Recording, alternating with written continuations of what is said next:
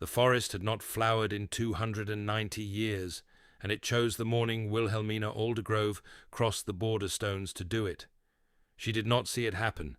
She only felt the air change, the cold going soft against her face, the smell of frost turning to something green and wet and alive.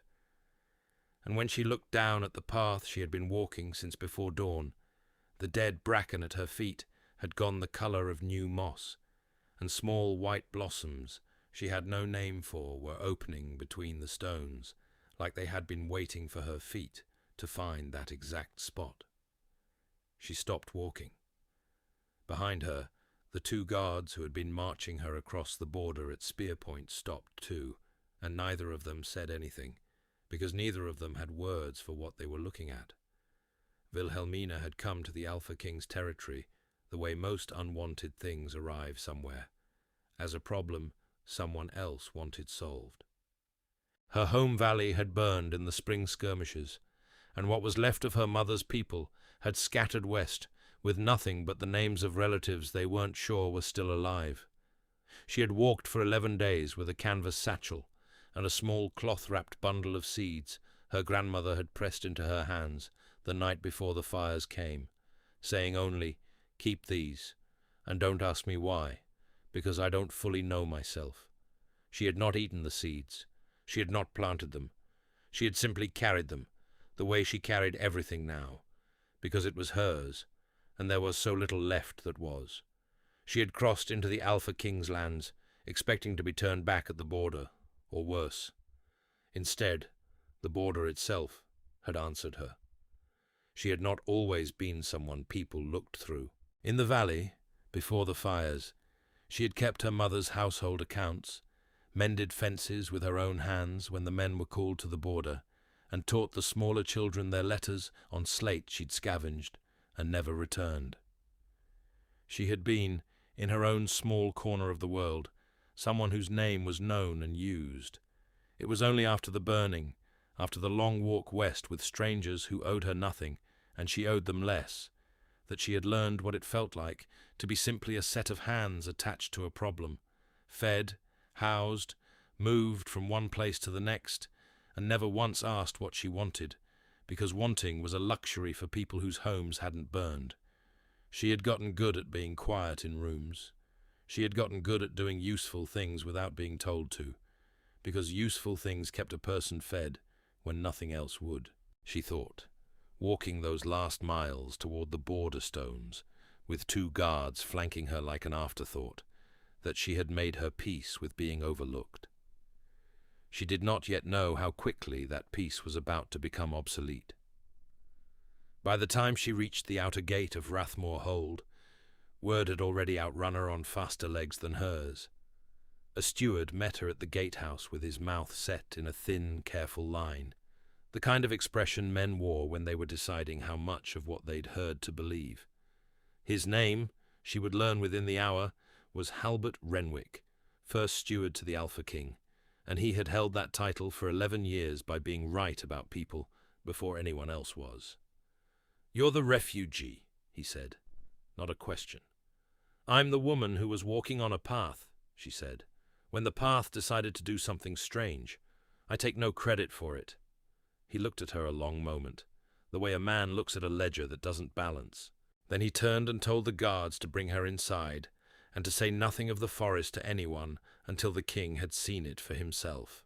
Godfrey Rathmoor had ruled the hold for 9 years since his father's death, and in that time the Silverwood, the great forest bordering the western wall, older than the hold itself, older than the treaty stones that marked its edge, had not so much as budded early. 290 years, by the hold's own histories, since it had last flowered out of season, and that flowering had marked the binding of a bloodline oath so old most of the court now treated it as legend rather than law. He had grown up being told the forest slept, that it had been put to sleep on purpose by someone whose name no living archivist could confirm, for a reason no living archivist could fully explain. He had grown up assuming he would rule his whole life and never see it wake. He was in the North Tower when Renwick found him, going over grain reports with the particular flat attention of a man trying not to think about anything else. Renwick did not knock so much as arrive in the doorway already speaking, which was how Godfrey knew it was serious before he heard a single word of it. "The silverwood has flowered," Renwick said.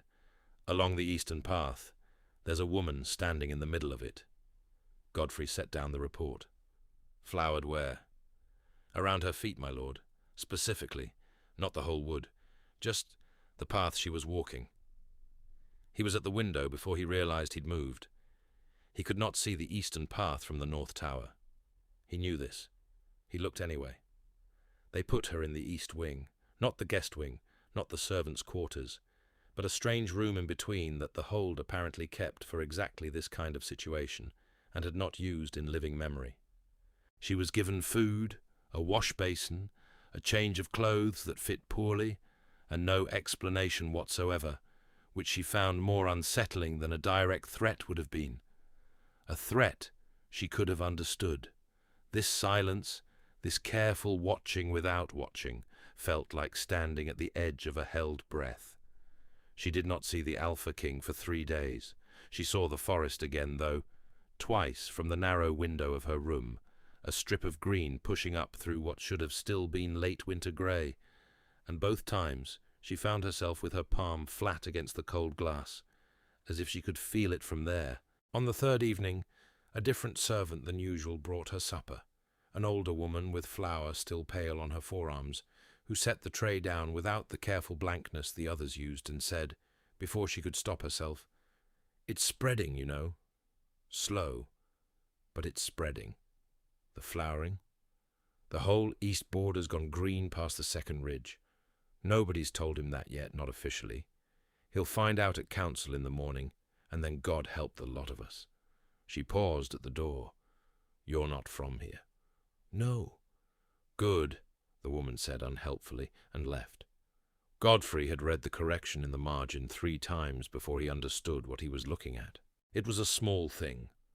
A grain tithe figure from the Eastern District, copied out by whichever clerk had processed the arrivals log, and beside it, in a hand he didn't recognize, someone had quietly amended the sum, initialed nothing, signed nothing, and left it exactly where the original clerk would find it and correct their own ledger without ever knowing who had caught the error first. He asked Renwick who had access to the arrivals paperwork that day. Renwick told him it was the refugee woman, set briefly to menial copying while her situation was decided, because idle hands in that wing made the staff nervous. "She corrected a 2-year clerk's arithmetic," Godfrey said, "and didn't tell anyone she'd done it." "Should I reprimand her for overstepping, my lord?" Godfrey looked at the marginal note a 4th time. "No," he said. "Leave it." He did not examine why he had gone looking for the arrivals paperwork at all that morning, when there were 11 other more urgent stacks on his desk. He told himself it was diligence. He told himself several things that week that were not entirely true. The first time he spoke to her directly, it was not by design, or so he told himself afterward, though Renwick would later say privately that the king had taken the east corridor to reach the map room for 4 straight mornings, a route half again as long as the direct one, and that this was not the behavior of a man who wasn't looking for something. She was at the window again when he found her, hand flat to the glass, watching the tree line the way a person watches a fire they built, and aren't sure they were allowed to. "How long?" he said. "Were you in your home valley before it burned?" She turned, startled that he'd spoken at all, more startled that he hadn't opened with a title or a demand. 6 years in that particular house, longer in the valley. I hadn't realized it had been that long since the border skirmishes started. "Most people don't," she said. "There wasn't a reason for them to keep count." He had nothing to say to that. He stood a moment longer than a king generally stands in a doorway with nothing to say, and then he left.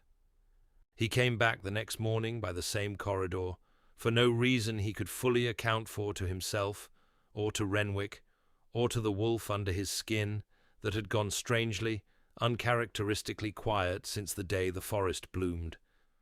Not silent from distress, but silent the way a hound goes, still and attentive when it has finally caught a scent it has been waiting its whole life to find.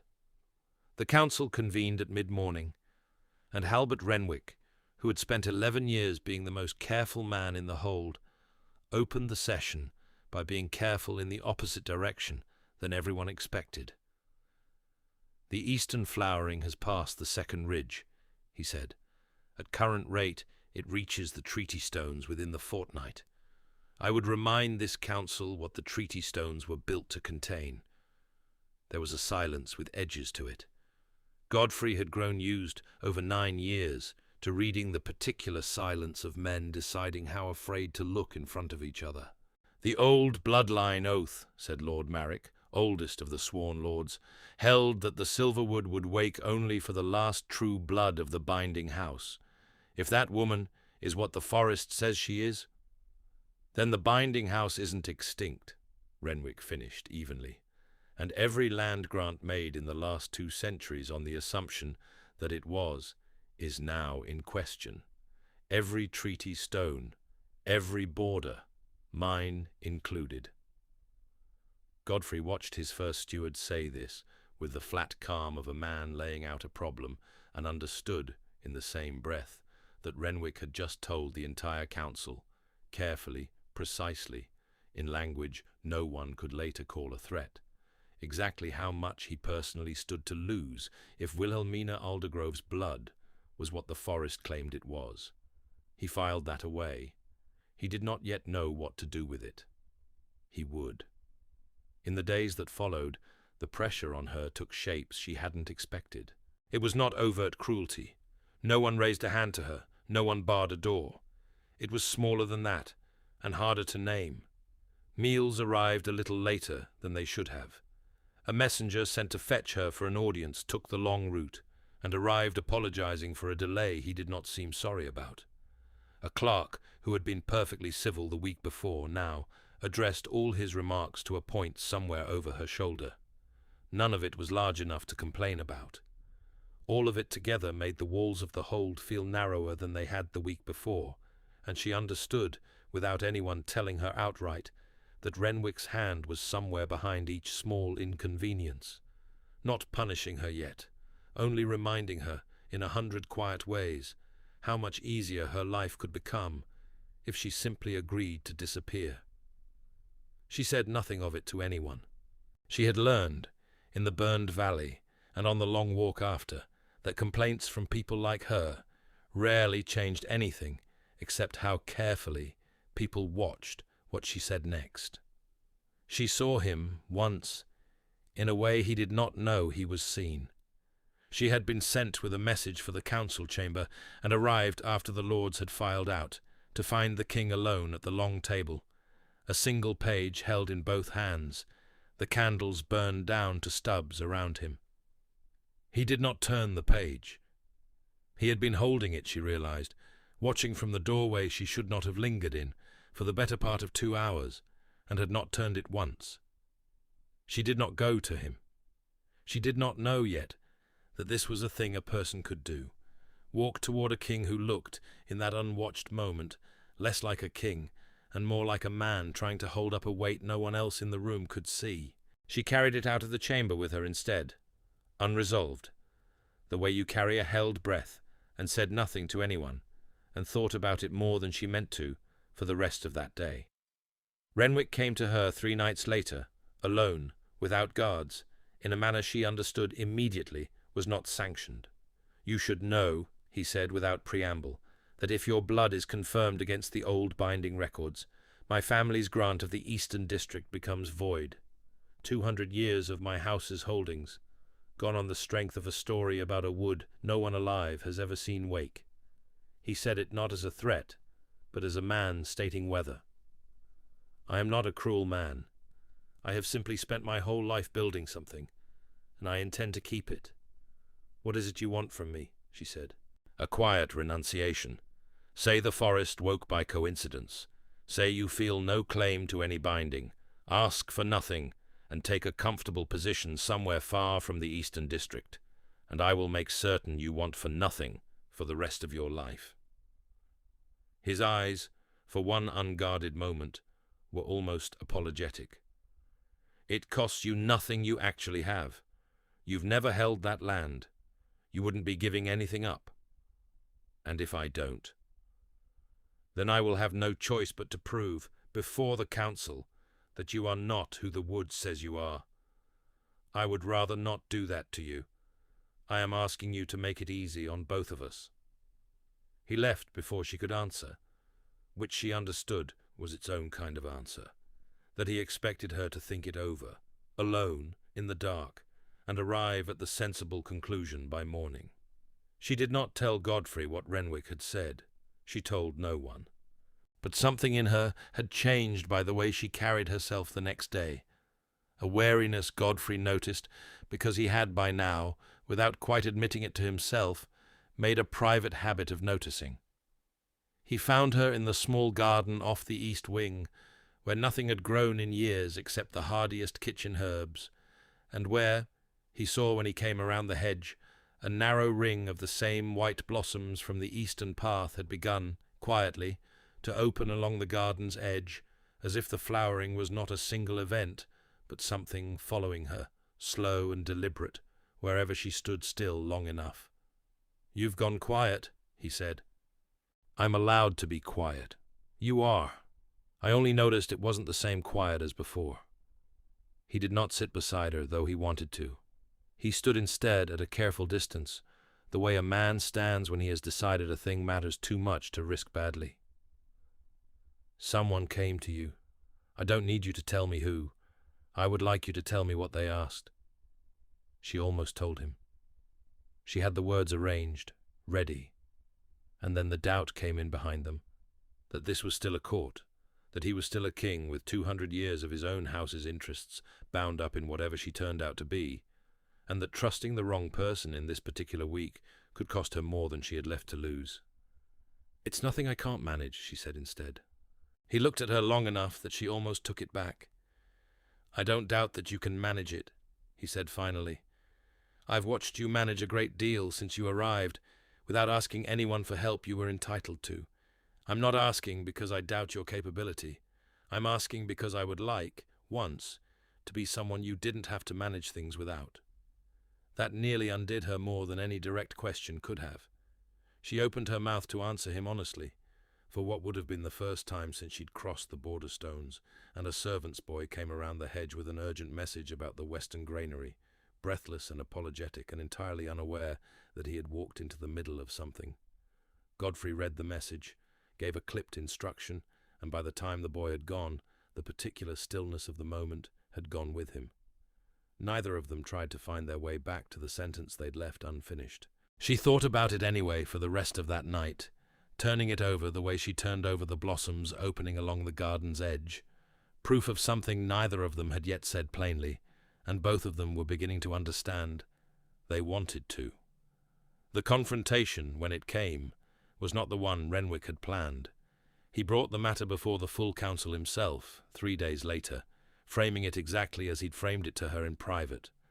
A woman claiming, whether she meant to or not, a blood right that would unmake 2 centuries of settled land law based on nothing more provable than a forest doing something inconvenient. He was careful. He was reasonable.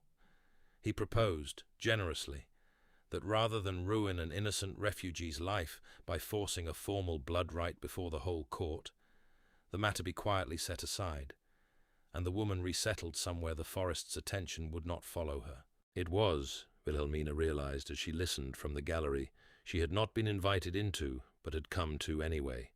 A plan built entirely around the assumption that she would rather disappear than be tested. "I'll take the right," she said from the gallery, before anyone could stop her. The hall went the particular kind of silent that happens when a room realizes the story it had been telling itself was about to be checked against something real. Godfrey looked up at her with an expression she would turn over in her memory for the rest of her life.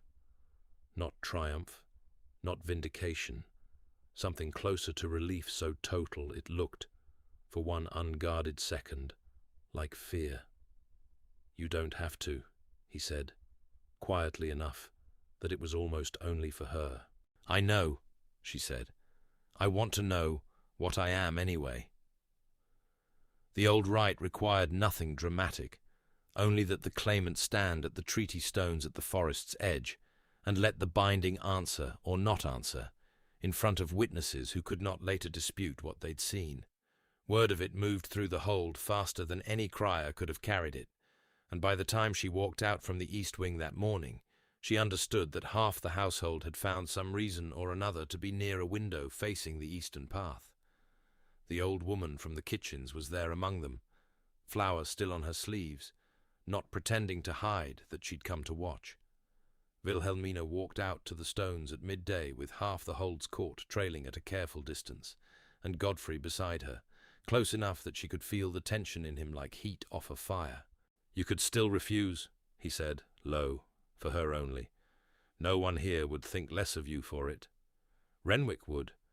Renwick isn't the one standing at these stones." "No," she agreed. "I am, and I find I'd rather know, whatever it costs me, than spend the rest of my life wondering." She glanced sideways at him. "You're more afraid of this than I am. I have had 290 years of history telling me what this forest does when it finally answers someone," he said. "You've had 11 days to consider it. I don't think that's an equal fear." She had brought, without quite deciding to, the small cloth bundle of seeds her grandmother had pressed into her hands the night the fires came. She had never planted them. She had never known why she was told to keep them instead. She held them now, in both palms, at the base of the oldest treaty stone, and said the only true thing she had left to offer. "I don't know what I am. I only know I was told to carry this and not ask why. And I've carried it 11 days and 11 weeks, and I don't want to carry it alone any more." She opened her hands. The seeds did not fall. They lifted, a slow scatter of pale motes on air that had no wind in it, drifting out toward the tree line, and where they touched down the ground opened in white blossom faster than anyone watching could track with their eyes. A wave of 290-year-old flowering, rolling outward from the stones to the deep wood beyond, until the whole visible tree line stood lit with small pale flowers in the flat grey daylight, and every person present understood, without needing an archivist to confirm it, exactly what they had witnessed. Lord Marek, to his credit, was the first to speak. "The binding answers only true blood," he said, into the silence. "It has answered." Renwick did not argue. He had built his case entirely on the forest's silence, and the forest had just finished, publicly and irreversibly, telling him he was wrong. He stood very still, a man watching 200 years of careful architecture come apart in under a minute, and said nothing at all, which everyone present understood, correctly, as a kind of surrender. The weeks that followed were not simple. Renwick's holdings were reviewed, not seized outright. Godfrey was, whatever else he was, not a king who ruled by confiscation, but a formal accounting was opened, and Renwick, to general surprise, cooperated with it fully, less from honour than from the plain calculation that a man caught once in a lie of omission does better to look scrupulous the second time. The Eastern District's old boundary law was rewritten to acknowledge Wilhelmina's blood claim, without unmaking the smaller households who had built honest lives on land they'd held in good faith for generations. It was not vengeance. It was correction, slow and unglamorous, which suited her better than anything more dramatic would have. She did not, in the end, take up residence over the Eastern District as some grand returned heir. She stayed at the Hold instead, in the East Wing that had once been kept empty for exactly this occasion, and now, for the first time in 290 years, had someone to belong to.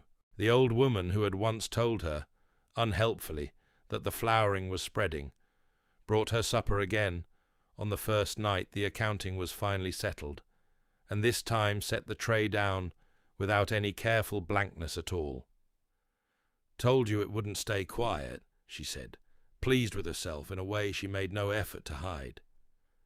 "Kitchen's been taking wagers on how long before the king stopped pretending it was only diligence, taking that long way round through the east corridor every morning. And who won? Nobody, the woman said. We're all still waiting on the two of you to make it official, so we can settle up.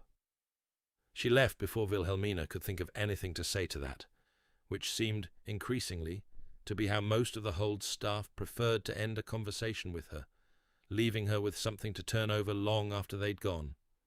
It was autumn, months later, when Godfrey found her again at the same window, hand flat against the glass, watching the silverwood the way she always did, except now the tree line held its colour year-round, soft green even under frost. The treaty stones ringed permanently in small white flowers that never seemed to know they were out of season. "You never asked me," she said without turning, "why I said nothing, that day in the garden, about what Renwick offered me. I assumed you had your reasons. I didn't trust you yet, not fully. You were still a king with 2 centuries of your own house's comfort riding on what I turned out to be. I didn't know yet that you'd have let it cost you the whole eastern district before you'd have let it cost me anything." "Would it have mattered," he said, "if I'd told you that back then?" "No," she admitted. "I don't think I'd have believed you yet. I had to watch you, not push me. That's what did it. You asked once, and when I said I could manage, you let me manage. I noticed you'd gone quiet," he said. "I didn't like not knowing why. I like it less now, knowing what quiet cost you before you let anyone close enough to help carry it." "You changed the East Wing roster," she said. "It wasn't a question. Before any of this. I heard later that no one on the lower staff walked the outer corridor alone after dark anymore, not since the week I arrived. An administrative correction, he said, was how I described it at the time. That's not what it was. No, he agreed. It wasn't. She turned, finally, away from the glass, and there was nothing left in the space between them that needed a court or a council or a treaty stone to settle it. Only the plain, unhurried honesty of 2 people who had run out of reasons to wait. He reached for her, slow enough that she could have stopped him and didn't, his hand coming to rest against the side of her face, the way a man touches something he has been careful with for a very long time, and no longer has to be careful about. And when their foreheads came together, breath shared between them in the quiet, neither of them said anything at all, because for the first time since the morning the forest bloomed, there was nothing left unsaid that needed saying first. Outside the window, the silverwood held its colour into the coming winter, the way it would every year after, a small permanent green at the edge of a court that had learned, the hard way, to stop assuming it already knew everything worth knowing about who belonged inside its walls.